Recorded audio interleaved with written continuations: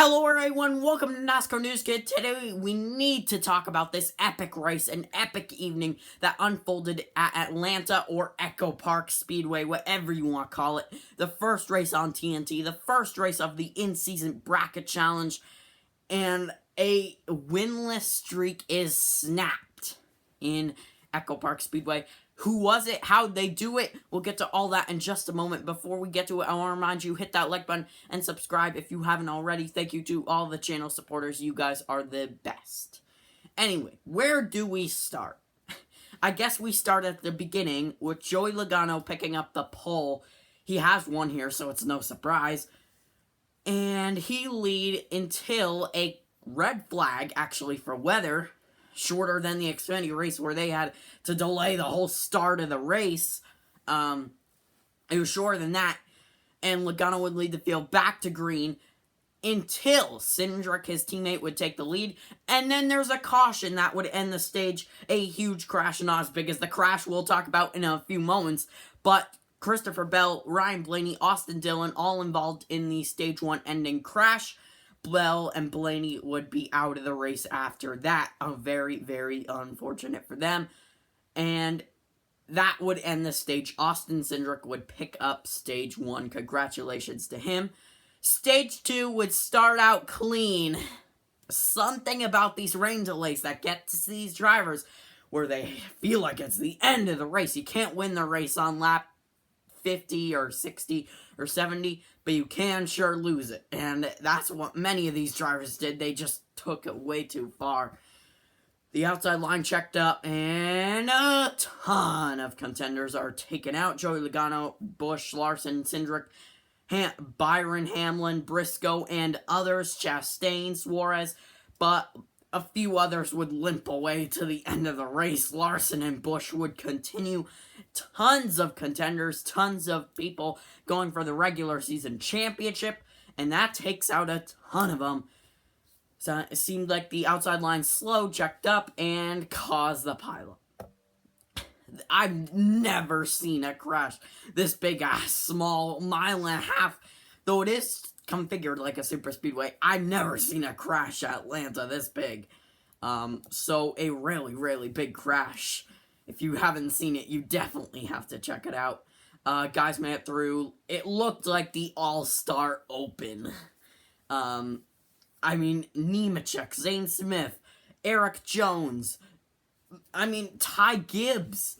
It looked like the All-Star Open, and Shane Van Gisbergen was the only driver in the top, say, 25 that had won this season that was still competing. So that just goes to show that took out multiple good contenders throughout the race that could have been contending for the win. Stage 2 would continue on with exciting parts, including the finish to the stage.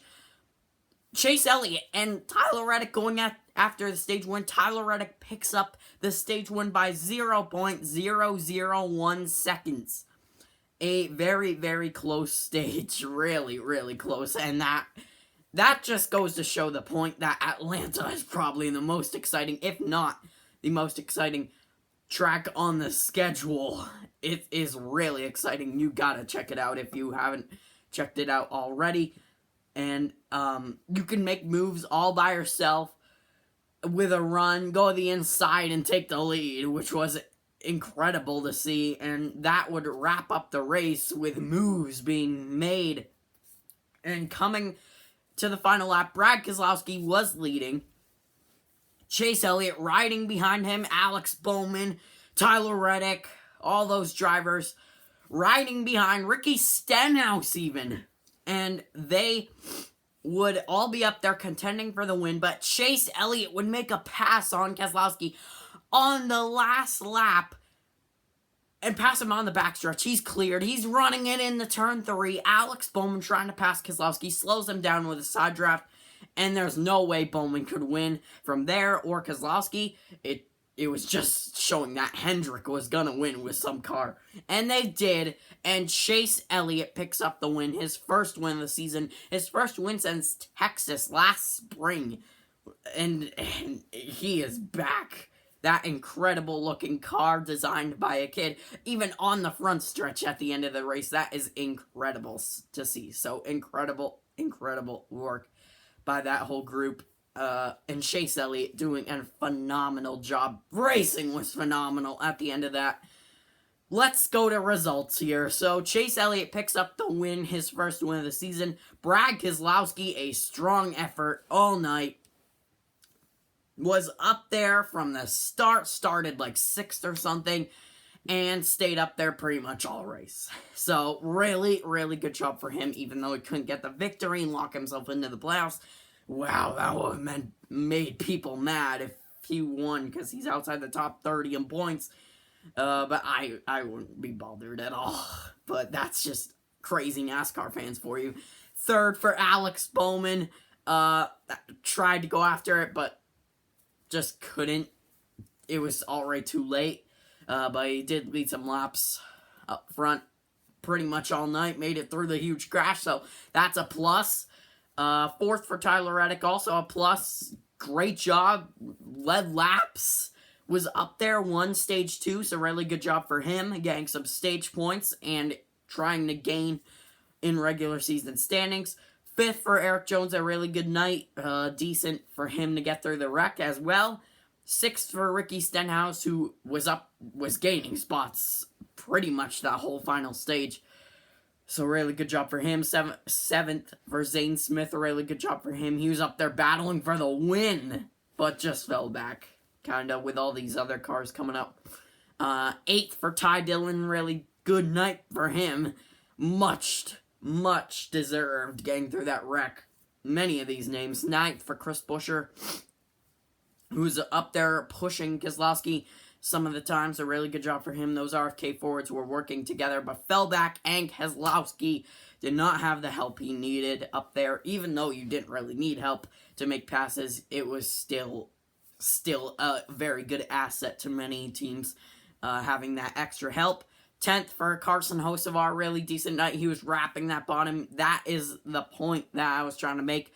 You could pass with a run all by yourself, and he was the one basically proving it all night. 11th for Connor Zilic, the part-timer. Shout out to him.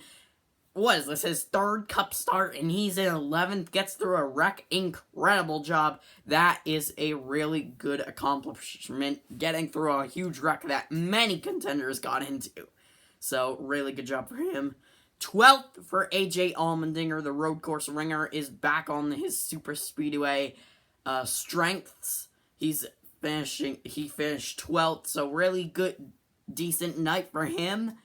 13th for Cody Ware, really good job, even though they swap partnership or ownership or whatever. Cody Ware staying in the 51 car,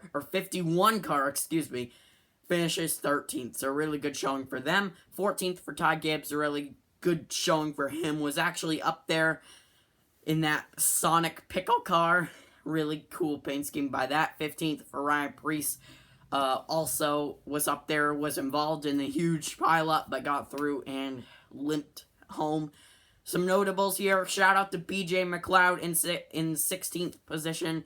Really decent night getting through the wreck. 17th for Kyle Larson, limped home from that crash. 21st for Busch, also limped home from that crash.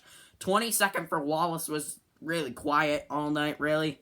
24th for SVG, spun by himself. I think that was the final stage. So not the best effort by him. 26th for Nemechek. Also a really rough night for him. Now, all the DNFs that I know, at least. I mean, there's gotta be at least 12 right here. Blaney, LaJoy, Cindric, Byron, Logano, Briscoe, Suarez, Chastain, Barry, Hamlin, and Bell. Well, that's 11, but still a huge list there. I think Bell actually finished running 40 laps down or something, so he does finish, but I mean, I guess we can't count him as a lot of DNF, whatever. But now it's time to look at the cut line here, because we are getting close to the playoffs. 8 races to go. Tyler Reddick sits in 13th position. He's pretty safe. Plus 128 to the cut. Though, even that's not safe, because we could get 5 winners in 8 races to go, with a ton of road courses. Speaking of road courses, a strong suit on road courses, Chris Buescher, 14th in standings, plus 52 to the cut. 15th for Bowman, also good on road courses. Good at Chicago, to where we're going this weekend, is 15th in standings, plus 39 to the cut. And 16th in standings, sitting right on the bubble, just so close, is Bubba Wallace, plus 23. Now, under the cut, 17th for Ryan Preece. He is minus 23 under the cut, not in the playoffs currently, but he still has speed. He could still win. Eric Jones, minus 49. He is set 18th under the cut, obviously. 19th for Allmendinger, minus 59. And 20th, Carson Hocevar, minus 62. Any driver could win any given week, so that is not safe, even for Reddick, I'd say. So, still, plenty of racetracks to go. Indy, road course, Daytona. I mean, plenty of racetracks to go till the playoffs. So really, really good by that. Now, not so good for me, at least. 36. Oh my gosh. I picked Justin Haley, who was leading at one point, but then fell back because he got spun by Ty Gibbs. Come on. I only get 14 points. My brother gets 34 points by picking Ty Dillon. I am just so frustrated, as you can tell. So now final standings. My brother has 429 points. I have 333 points. So he is almost over 100 points ahead of me. That seems like 96 point gap. So really, really, really getting close. I don't want to be 100 points back. Maybe I can get a comeback. A crazy comeback. We'll see if I can. My brother gained 20 points on me this race. So, I mean, I was down to like 60 or 50 2 weeks ago. So, that stinks. But, yeah, that's going to do it. If you want to see who won the matchups for the bracket, go check out our bracket breakdown video. It will be posted tomorrow or Monday. So go check that out, the bracket breakdown video. And I will see you in the next one. Bye-bye, everybody. Have a great rest of your day, and I'll see you in the next one.